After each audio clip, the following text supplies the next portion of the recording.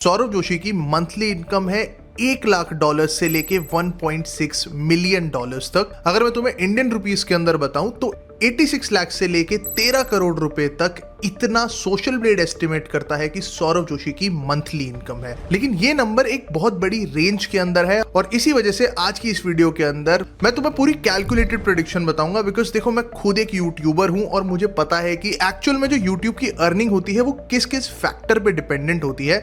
उन सारे फैक्टर्स को आज हम देखेंगे। देखो, सौरभ जोशी इंडिया का नंबर 1 ब्लॉगर है, 32 मिलियन से ज्यादा सब्सक्राइबर है और साथ ही साथ अगर तुम सौरभ जोशी की गाड़ियां देखोगे, G wagon, Porsche, Thar, Fortuner, और साथ में तुम स्नीकर्स देख लो भाई, एलवी के स्नीकर्स ले रहा है, एलवी का बैग ले रहा है। इन सारी चीजों के बारे में भी एक वीडियो सेपरेट आएगी। लेकिन इससे एक चीज तो कंफर्म हो जाती है कि सौरभ जोशी पैसा तो काफी अच्छा छाप रहा है भाई, और कितना कमा रहा है ये कैलकुलेटेड प्रेडिक्शन मैं तुम्हें बता देता हूं। देखो, मैं कोई गारंटी नहीं ले सकता हूं, मैं भी प्रिडिक्ट ही कर रहा हूं, बट मेरी प्रेडिक्शन सही होने के काफी ज्यादा चांसेस हैं बिकॉज मुझे कुछ हद तक खुद आइडिया है।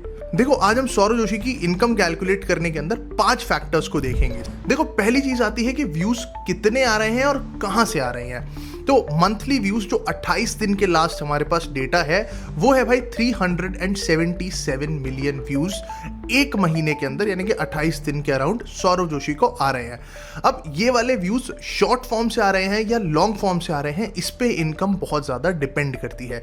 और एक वेबसाइट को यूज करके हमने देखा कि ये सारे के सारे व्यूज लॉन्ग फॉर्म से है, क्योंकि सौरभ जोशी अपने मेन चैनल के ऊपर शॉर्ट्स अपलोड नहीं करते और इसी वजह से इनकम काफी ज्यादा होने के चांसेस और भी बढ़ जाते हैं। सेकंड चीज होती है भाई नीश की, किस टॉपिक के ऊपर सौरभ जोशी वीडियोस बनाता है। तो सौरभ जोशी बनाता है लाइफस्टाइल व्लॉगिंग, जिसका आरपीएम जो कि 1000 व्यूज पे तुम्हें कितने पैसे मिलते हैं, ये होता है भाई 30 रुपए से लेके 60-70 रुपए तक। इससे हमें एक रेंज मिल गई है 30 रुपए से 70 रुपए के आसपास। अब इस रेंज के अंदर हमें एक्यूरेटली प्रिडिक्ट करना है कि आरपीएम होगा कितना।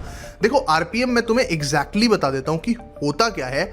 बेसिकली यूट्यूब ना तुम्हें 1000 व्यूज के पैसे देता है। ये डेटा हमारे यूट्यूब एनालिटिक्स के अंदर भी आता है कि तुम्हारे 1000 व्यूज जो आए उसके अंदर जो एड्स चली उसके अंदर तुम्हारा कट जो होता है उसे आरपीएम बोला जाता है। कईयों को 1000 व्यूज के ऊपर 20 रुपए मिलते हैं, कईयों को 30 रुपए, कईयों को 25 रुपए, कईयों को 50 रुपए और कईयों को तो 100 रुपए से भी ज्यादा मिलते हैं।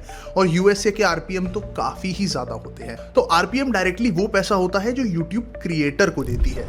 अब इसके अंदर हमारा तीसरा फैक्टर काम आता है जो कि है वीडियो की लेंथ क्या होती है। देखो, यूट्यूबर्स पैसा कमाते हैं जो उनकी वीडियोस के ऊपर एड्स चलती हैं उनसे, और यूट्यूब का एक रूल है कि 8 मिनट से कम की वीडियो के ऊपर वो सिर्फ एक ऐड चलाता है जो तुम्हें स्टार्टिंग में वीडियो की दिखती होगी। और अगर वीडियो 8 मिनट से ऊपर की है तो तुम मल्टीपल एड्स लगा सकते हो कि वीडियो स्टार्टिंग में भी एक ऐड है, बीच में भी कुछ एड्स आ सकती है और लास्ट में भी ऐड आ सकती है।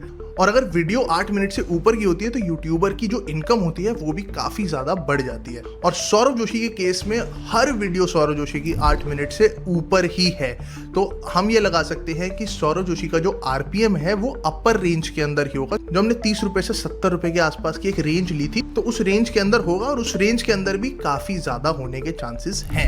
अगला फैक्टर आता है वॉच टाइम की। बेसिकली 8 मिनट से ऊपर की एक वीडियो है, फॉर एग्जाम्पल सौरभ जोशी का एक 10 मिनट का व्लॉग है, तो उस व्लॉग को लोग कितना देख रहे हैं, बिकॉज मल्टीपल एड्स तो तभी चलेंगे ना जब लोग पूरा देखेंगे। अगर कोई स्टार्टिंग के 1 मिनट में देख के छोड़ देता है तो उसको सिर्फ एक ऐड दिखाई जाएगी और उस वजह से यूट्यूबर की इनकम डाउन आ जाती है। लेकिन सौरभ जोशी को देखते हैं ज्यादातर बच्चे। मेरे भी छोटे भाई बहन है भाई जो सौरभ जोशी को देखते हैं और मैं उनके बेस पे तुम्हें यह बता सकता हूं कि बच्चे पूरा व्लॉग देखते हैं, मल्टीपल टाइम्स भी देख लेते हैं। तो वॉच टाइम तो सौरभ जोशी को पूरा ही आ रहा होगा, तो इनकम वापस से काफी ज्यादा हाई होने के चांसेस बढ़ जाते हैं। फिफ्थ और लास्ट फैक्टर है भाई रेलेवेंस। बेसिकली एक यूट्यूबर जब उसका नाम हो जाता है ना तो उसके नाम पे भी एड्स चलने लग जाती हैं, जिससे इनकम बढ़ जाती है। जैसे कि मैं अगर एक व्लॉगर हूं और मुझे अपने व्लॉग्स को प्रमोट करना है तो मैं गूगल एड्स के अंदर डायरेक्टली सौरभ जोशी का नाम डालूंगा और वहां से मैं डायरेक्टली अपनी एड्स सौरभ जोशी के चैनल के ऊपर प्ले कर सकता हूं और वहां से उसकी ऑडियंस ले सकता हूं। और टारगेटेड एड्स का रेट काफी ज्यादा होता है और उसकी वजह से क्रिएटर को भी काफी ज्यादा पैसा मिलता है।